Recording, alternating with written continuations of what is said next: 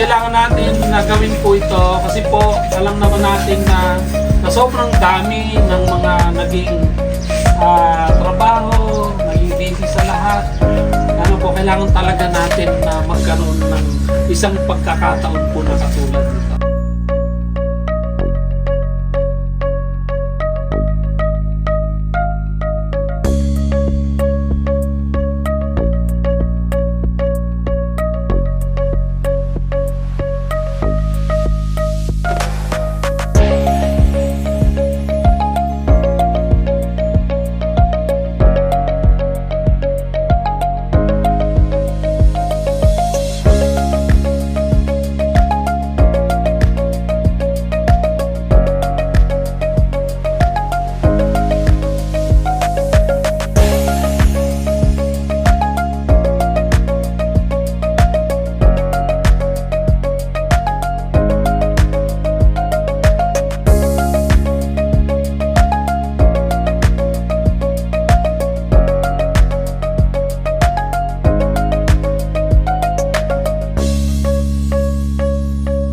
Tao ang buong mensahe tungkol sa bagong pamumuhay na ito.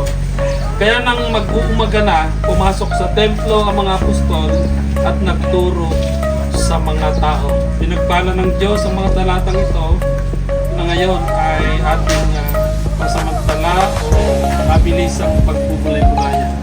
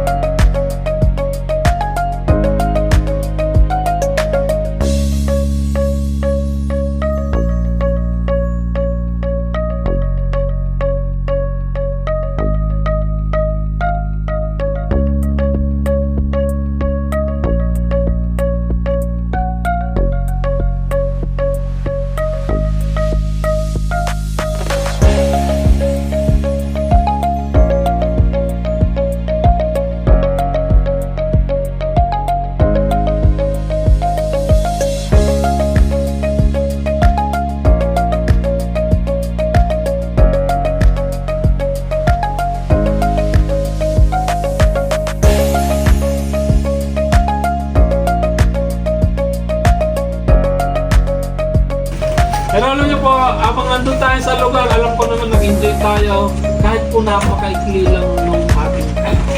Pero kahit po napakaikli, sabi nga po ng talata, pagkatapos nating uuwi, yung mga naging karanasan po natin dito, yung mga magagandang mga bagay, especially yung bonding, ano po, ay iuwi natin ngayon yun. And then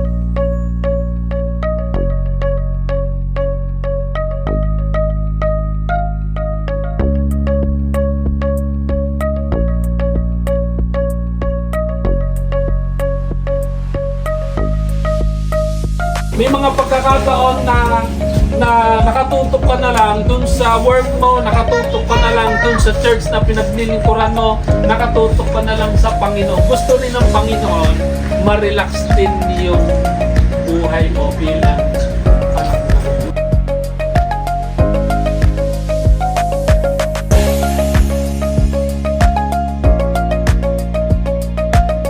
Mula po kanina hanggang ngayon, kasama natin ang Panginoon. Amen po. At dahil kasama natin ang Panginoon, tutulungan na tayo ngayon dun sa paraan na parang gawin natin yung inaasahan ng Panginoon. Ano po ba yan? Inaasahan po ng Panginoon na yung pinanggalingan natin dito na masaya tayo, pag uwi natin, ganun din po, masaya din tayo.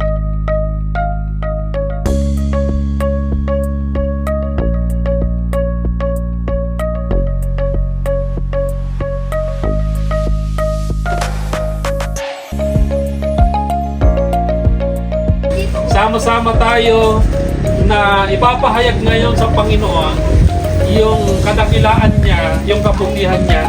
At dahil po doon, yun talaga yung gusto na makita ng ating minamahal na Diyos sa bawat isa.